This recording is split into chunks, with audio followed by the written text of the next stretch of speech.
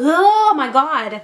Hello everyone, my name is Lindsay and welcome back to my channel. Today is the first video in a new series that I'm starting on my channel called 3 Books, 3 Reviews. It's a pretty self-explanatory title, honestly. I'm going to be reading 3 books that all fall in the same genre or have similar themes, and then I'm going to be reviewing them. Today, the first installment of 3 Books, 3 Reviews is going to be mystery thrillers, and I've read a couple of new 2019 mystery thrillers recently, and I'm going to talk about them. I'll be leaving timestamps down below if you want to jump around if you have a certain interest in a certain book but don't care about the others.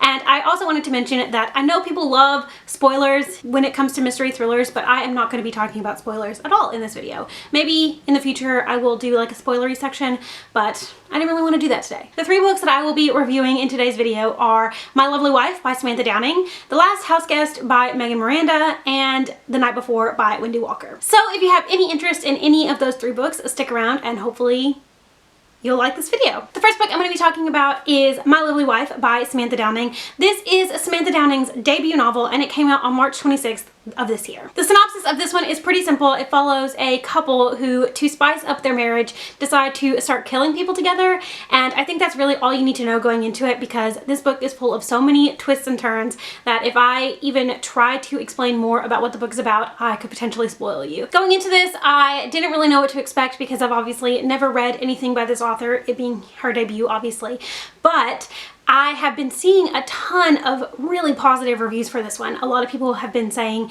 that it is a surprise mystery thriller, that it is one of their favorites ever, and especially of the year.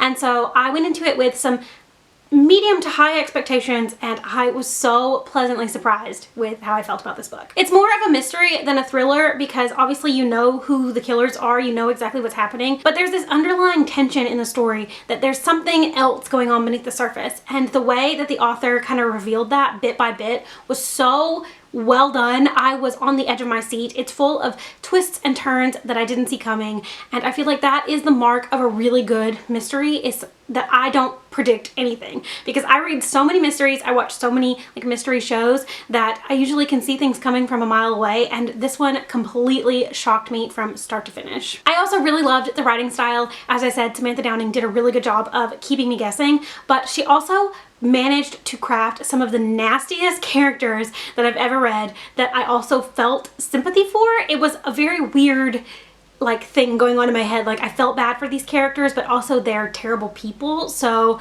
I didn't really know how to feel. Also, I feel like she just did a really good job of plotting the story. She definitely had a goal in mind and she did it really well. Like I said, start to finish, everything was laid out so well, and it's a thriller that I honestly don't think anybody could predict exactly how it's going to go because it's one of the most unique thrillers that I've ever read. If you're a fan of thrillers, I would highly recommend this book. I would also highly recommend the audiobook, one of the best narrations I've ever listened to. Just a great experience all around. I will definitely be reading more by this author in the future. The next book I'm going to be talking about is The Last Houseguest by Megan Miranda. This is Megan Miranda's newest adult thriller and it just came out on June 18th. This book is set in 2 different timelines. It's set during the summer of 2017 and then the following year, the summer of 2018.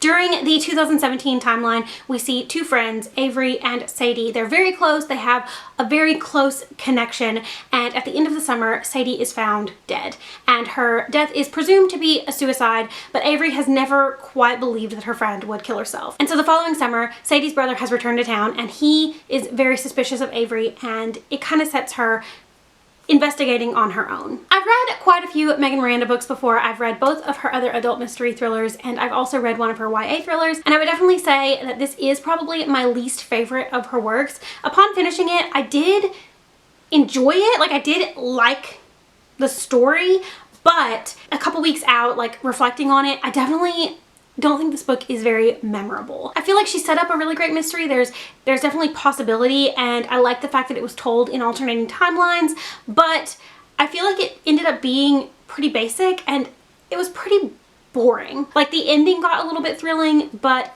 for the most part, I just didn't care.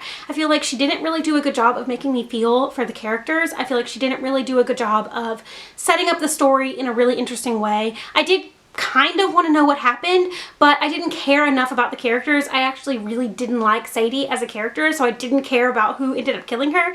So I feel like that's just not a great way to feel after you finish a book by an author that you've previously really enjoyed. Saying that, I definitely think that Megan Miranda has talent. She knows how to write a thriller. She knows how to kind of plot a story really well, but this one I just feel like was lacking something that her previous adult mystery thrillers had. That being said, I will continue to read books by Megan Miranda because I think she is a talented mystery thriller author. All the Missing Girls is one of my absolute favorite thrillers of all time, and I also really enjoyed her YA thriller that came out earlier this year called Come Find Me. So I think that she definitely has talent. I just don't think that this was her strongest book, unfortunately.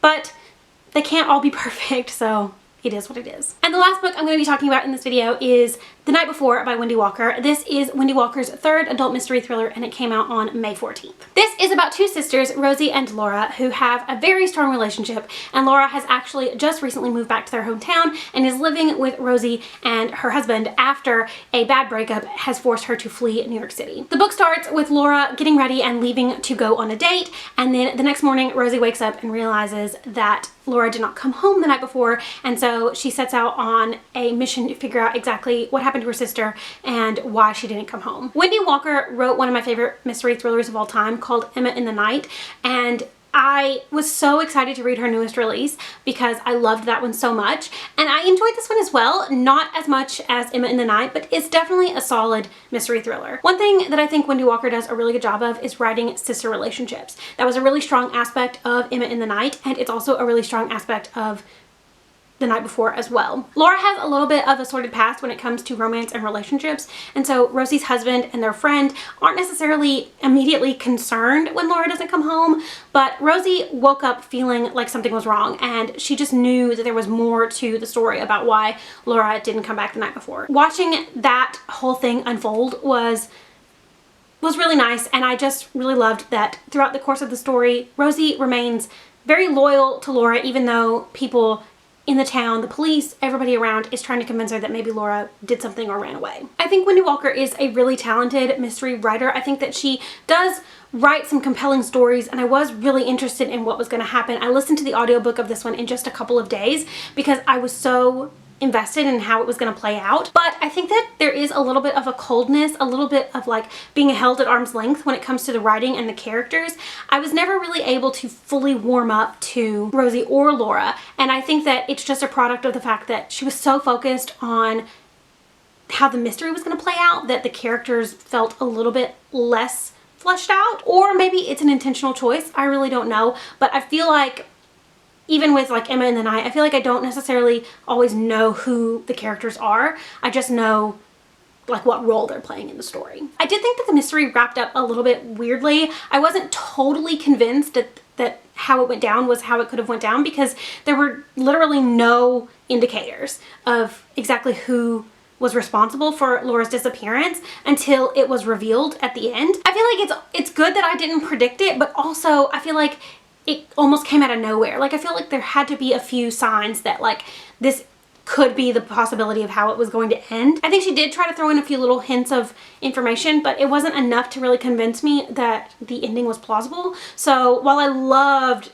like the story from start to about like 75–80% of the way through, I didn't really necessarily believe exactly how it ended. One thing I will say is that Wendy Walker is very talented at writing mysteries, and I will continue to read books by her. I still have to read her debut, which is called All Is Not Forgotten, so hopefully I'll get around to doing that relatively soon. I think she could potentially be a favorite mystery thriller author. I just need to read more books by her before I fully make that determination. So those are my reviews of 3 recent 2019 mystery thrillers. Let me know down in the comments if you have read any of the books that I mentioned in this video and what you thought about them. Do you have similar or different opinions to mine? I'd really love to know. Also, if you want to talk about spoilery thoughts, because I do have some spoilery thoughts about these, just like DM me on Twitter or let me know down in the comments that you want to talk more, and I will definitely reach out. I would love to kind of know how other people really feel about the endings of some of these books. The next installment of 3 books, 3 reviews will be 2019 YA Contemporaries, and that'll be coming sometime in August probably, so look out for that. Also, if you have any recommendations or if you have any specific types of genres that you'd like to see me review in the future,